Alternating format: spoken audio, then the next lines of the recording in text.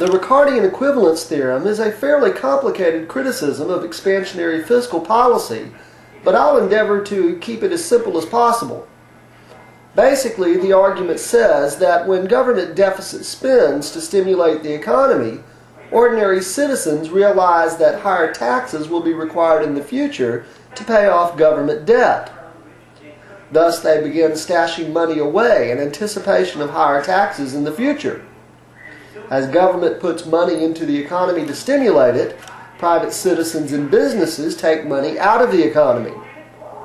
Therefore, the theorem suggests that the intended stimulatory effect is not realized.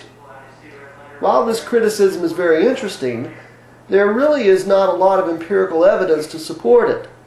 Theoretically, private savings should increase during these periods in which government deficit spends. In the United States, there really is no evidence that such increases in private savings actually occur. The crowding out effect is also a criticism of expansionary fiscal policy. This idea suggests that when government deficit spends to stimulate the economy, that is, when government borrows money, it drives up interest rates for private borrowing, providing a disincentive to consumers and businesses to buy anything on credit. All other things being equal, borrowers, behaving according to the law of demand, borrow more money at lower interest rates than at higher interest rates. Thus, government borrowing is said to crowd out private borrowing, defeating the purpose of the stimulatory policy. Economists appear to agree that there is significant empirical evidence to support the crowd-out effect.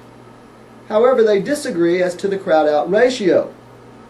If the ratio is 1-to-1, that is, if for every dollar government puts into the economy by deficit spending, a dollar of private borrowing is taken out, there clearly would be no effect. If the crowd-out effect results in more than a dollar of private spending lost as a result of $1 of government spending, the policy would be counterproductive. If $1 of government spending results in less than $1 of private spending loss, then the policy might be defensible. What constitutes an acceptable crowd-out ratio is a point on which there is great debate. All of the criticisms that began to be leveled at fiscal policy during the 1970s and 1980s have led to a greater emphasis on monetary policy. Monetary policy is the domain of the Federal Reserve Board, or the Fed, as it is frequently called. Monetary policy refers to the efforts of the Fed to manipulate the money supply in response to economic conditions. The main tool of monetary policy is the Fed's ability to set the federal funds discount rate. I will let you learn about how monetary policy works by having you watch the program Inside the Fed, which is uploaded as part of this week's video files. Bear in mind that this program was produced by the Federal Reserve System, and there are legitimate criticisms of monetary policy, just as there are of fiscal policy. Not the least of these is the criticism stemming from rational expectations theory. This theory says that people are rational creatures and understand their own self-interest.